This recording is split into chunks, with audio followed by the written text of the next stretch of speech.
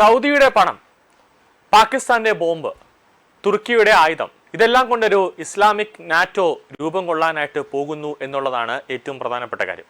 കൂടെ അമേരിക്കയുമുണ്ട്. അതായത് അമേരിക്കയുടെ സുരക്ഷയും അതോടൊപ്പം തന്നെ അമേരിക്കൻ വാഗ്ദാനങ്ങളെയും വിശ്വസിച്ച് മുന്നോട്ട് പോകാനാകില്ല എന്ന തിരിച്ചറിവാണ് മിഡിൽ ഈസ്റ്റിൽ മക്ക സംയുക്ത പ്രതിരോധ കരാർ എന്ന പുതിയ പ്രതിരോധ സഖ്യത്തിന്റെ പിറവിക്ക് കാരണമായിരിക്കുന്നത്. സൗദി അറേബ്യ, തുർക്കി, പാകിസ്ഥാൻ എന്നീ രാജ്യങ്ങൾ ചേർന്ന് രൂപീകരിച്ച ഈ സഖ്യം അമേരിക്കയുടെ വിദേശ നയങ്ങൾക്കും മേഖലയിലെ സ്വാധീനത്തിനും ലഭിച്ച കനത്ത തിരിച്ചടിയാണ്. മിഡിൽ ഈസ്റ്റിൽ അമേരിക്കൻ സൈനിക താവളങ്ങൾക്ക് ആതിഥ്യം വഹിക്കുന്ന രാജ്യങ്ങൾ പോലും ഇറാന്റെ ഡ്രോൺ മിസൈൽ ആക്രമണങ്ങൾക്ക് ഇരയായപ്പോഴും അമേരിക്ക നിഷ്ക്രിയമായി നോക്കി നിന്നു എന്ന വിലയിരുത്തലാണ് ഇത്തരമൊരു ബദൽ സുരക്ഷാ സംവിധാനത്തിലേക്ക് അറബ് ലോകത്തെ നയിച്ചത്. അമേരിക്ക നേരിട്ട് തുടങ്ങിയ യുദ്ധത്തിന്റെ സാമ്പത്തികവും മാനുഷികവുമായ പ്രത്യാഘാതങ്ങളിൽ നിന്ന് തങ്ങളുടെ രാജ്യങ്ങളെ സംരക്ഷിക്കാൻ അമേരിക്കയ്ക്ക് കഴിയില്ല എന്ന് തിരിച്ചറിഞ്ഞതോടെ സ്വന്തം സുരക്ഷയ്ക്കായി അമേരിക്കയെ ആശ്രയിക്കുന്ന പരമ്പരാഗത ശൈലി ഈ രാജ്യങ്ങൾ അവസാനിപ്പിക്കുകയാണ്.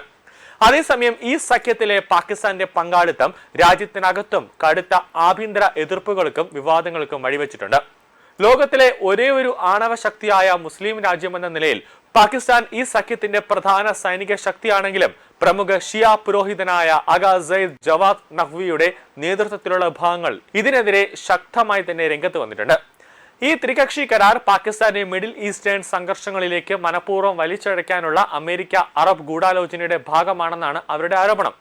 അമേരിക്കൻ പ്രസിഡന്റ് ഡൊണാൾഡ് ട്രംപിന്റെയും റിപ്പബ്ലിക്കൻ നേതാക്കളുടെയും പിന്തുണയോടെ നടപ്പിലാക്കിയ ഈ കരാർ മേഖലയിൽ ഇറാനെതിരെയുള്ള നീക്കമായി മാറുമെന്ന ഭയം പാകിസ്ഥാനിലെ ഷിയ സമൂഹത്തിനുണ്ട്.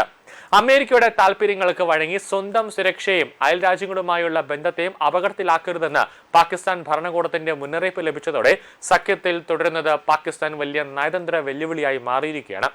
നാറ്റോയുടെ ആർട്ടിക്കിൾ 5 മാതൃകയിൽ ഒരു അംഗരാജ്യത്തിന് നേരെ ഉണ്ടാകുന്ന ആക്രമണത്തെ എല്ലാ അംഗങ്ങൾക്കും നേരെയുള്ള ആക്രമണമായി കണക്കാക്കുന്നതാണ് മക്ക ഉടമ്പടിയുടെ പ്രധാനപ്പെട്ട വ്യവസ്ഥ. സൗദിയുടെ സാമ്പത്തിക ഭദ്രതയും പാകിസ്ഥാന്റെ ആണവ സൈനിക ശക്തിയും തുർക്കിയുടെ ആധുനിക പ്രതിരോധ നിർമ്മാണ വ്യവസായവും ഒന്നിക്കുന്നതോടെ ഇതൊരു ശക്തമായ പ്രാദേശിക കൂട്ടായ്മയായി മാറുന്നു. കൂടുതൽ ആഫ്രിക്കൻ അറബ് രാജ്യങ്ങളെ ഉൾപ്പെടുത്തി ഇസ്ലാമിക് നാറ്റോ വികസിപ്പിക്കാനാണ് നീക്കമെങ്കിലും സ്വന്തം രാഷ്ട്രീയ ലാഭങ്ങൾക്കായി അമേരിക്ക നടത്തിയ ഇടപെടലുകളും പാകിസ്ഥാനിൽ ഉയരുന്ന കടുത്ത ആഭ്യന്തര ഭിന്നതകളും ഈ സഖ്യത്തിന്റെ ഭാവി വരും ദിവസങ്ങളിൽ കൂടുതൽ സങ്കീർണമാക്കും.